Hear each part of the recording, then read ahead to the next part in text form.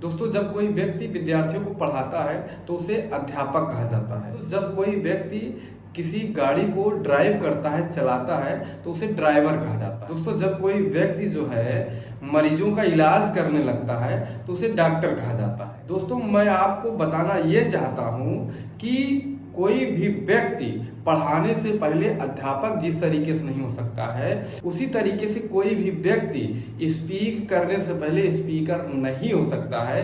यानी स्पीच देने से पहले उसको वक्ता नहीं कहा जा सकता। दोस्तों, मैं आज आपको इस वीडियो में बताऊंगा कि किस तरीके से आप किसी भी सभा को संबोधित कर सकते हैं। यानी कि आप किस तरीके से बिना रुके, बिना हिचक के, बिना कुछ भूले जो है आप धड़ाके से अपनी बात को रख सकते हैं। जैसा कि आपको जो है फ्रीडम ऑफ स्पीच यानी बोलने या कहने की स्वतंत्रता है। आप सोचते हैं मन में कि मैं इस वक्ता से अच्छा बोल सकता हूं, लेकिन आप बोल नहीं पाते हैं क्योंकि आपने कभी बोला नहीं है। और आप जब बोलने का प्रयास करते हैं तो आपकी जुबान लड़खड़ाने लगती है, आपका पैर कपने लगता है। वो तमाम चीजें जो आपको होती हैं वो मुझको भी होता था, लेकिन अब नहीं होता है। मैं लाखों की संख्या में, लाखों की भीड़ में, मंच पर, कोई भी मंच हो, मैं स्पीक कर सकता हूं, मैं स्पीच दे सकता हूं। मुझे किसी भी प्रकार का डर या कपकपाहट, किसी भी प्रकार की प्रॉब्लम नहीं होगी। आपके रिक्वेस्ट से मैं ये वीडियो बना रहा हूं क्योंकि बाबा साहब की जयंती आ रही है और तमाम समारोहों में जो है आपको यह हेल्प करेगा कि आप अपनी बात को जिस तरीके से चाहते हैं उस तरीके से रख सकते हैं। लेकिन कैसे रख सकते हैं? बिना हिचक के, बिना रुके, बिना अटक। दोस्तों, जब कोई व्यक्ति सक्सेस होना चाहता है वो तो ट्राई पे ट्राई करता है, लेकिन वह सफल नहीं होता है। लेकिन सफल क्यों नहीं होता? क्योंकि उसके करने का तरीका जो है गलत है। वो मेहनत तो कर रहा है लेकिन तरीका नहीं अपना रहा है, इसलिए वो सफल नहीं होता। गारंटी है कि आप किसी भी सभा में आप बिना हिचक के, बिना कपकपाए जो है आप स्पीक कर सकते हैं। किसी भी मिशन में सक्सेस होने के लिए एक फार्मूला है। इस फार्मूले को आप दिमाग में बैठा लीजिए। मेरी गारंटी है आप अपने जिंदगी में कभी असफल नहीं हो सकते हैं। वह फार्मूला क्या है, सबसे पहले आप इसको जान लीजिए, उसके बाद हम बताएंगे किस तरीके से हम स्पीच दे सकते हैं और पूरे लाइफ में हर एक मिशन में कैसे सक्सेस हो सकते हैं। फार्मूला मात्र 3 शब्दों का है। आप 3 शब्द अगर मिल गया तो आप सक्सेस जरूर हो जाएंगे, आपको सक्सेस जरूर मिल जाएगी। तो सबसे पहला जो है शब्द है, आपके पास डिजायर होना चाहिए। दूसरा, आपके पास जो है बिलीव होना चाहिए और तीसरा डिटर्मिनेशन होना चाहिए। अगर ये तीनों चीज मिली तो आपको इक्वल टू सक्सेस मिलेगा। यानी कि सबसे पहले आपको डिजायर होना चाहिए। किसी भी काम को करने के लिए सबसे पहले इच्छा होनी चाहिए। बिना इच्छा के कुछ हो सकता है।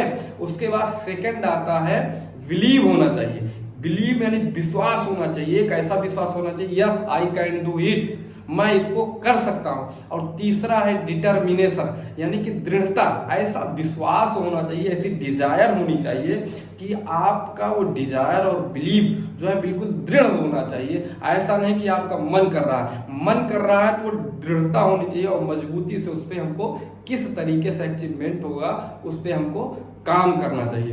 दोस्तों, आपको फार्मूला समझ में आ गया होगा कि सबसे पहले आपको किसी भी काम करने के लिए डिजायर होनी चाहिए, उसके बाद बिलीव होना चाहिए, उसके बाद जो है प्लस क्या होना चाहिए, डिटर्मिनेशन होना चाहिए। अगर ये 3 चीज रहेंगी तो आपको क्या है 100% सक्सेस मिलेगा। एग्जाम्पल के तौर पे जैसा कि हम लोग सीखना चाह रहे हैं स्पीच देना, किस तरीके से हम भाषण दे सकते हैं।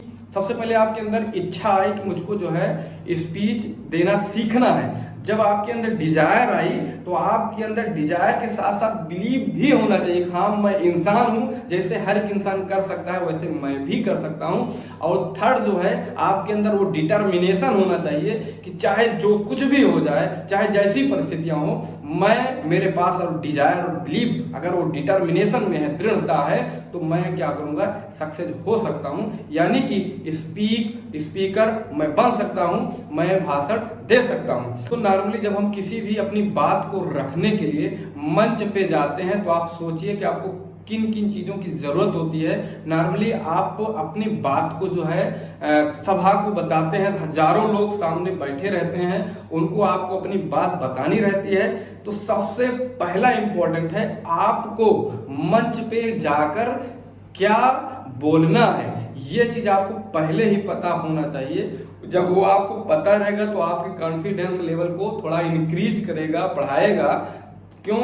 क्योंकि जो है जब आपको पता रहेगा कि मुझको क्या बोलना है और आपके दिमाग में एक खाका रहेगा तो आपको कॉन्फिडेंस पहली बात रहेगा। और दूसरी बात, जब आपको क्लियर है कि आपको यही चीज बोलना है तो आप एक बार प्रैक्टिस करिए। प्रैक्टिस करने का मतलब 2 4 6 लोग हों, आपके दोस्त हों, उनके सामने वो चीज बोलने का प्रयास करिए। जब आपके पास एक खाका तैयार हो जाएगा तो आपका कंफर्म हो गया कि मुझको क्या बोलना है, यही बोलना है, इसके बाहर दुनिया में क्या है कुछ नहीं बोलना है। और अपने आप को, अगर पहली बार आप स्पीच दे रहे हैं तो इस तरीके से अपने आप को जो है बिल्कुल बांध दीजिए कि मुझे इतना ही बोलना है, यहाँ से लेकर यहाँ तक इसी के बारे में बोलना है और इसके अलावा कुछ भी नहीं बोलना है।